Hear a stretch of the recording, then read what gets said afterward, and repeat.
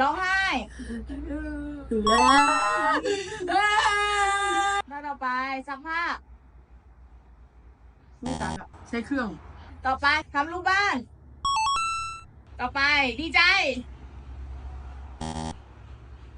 ต่อไปยกมือหนึ่งท่าต่อไปเต้นหนึ่งท่าไอ้ตาหนีบประตูที่นี่ห้องกันจะจอดจังเลยต่อไป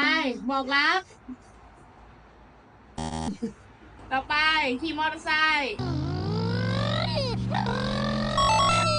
ต่อไปเราเศร้าหน้าเศร้าต่อไปส่งจุ๊บต่อไปตาย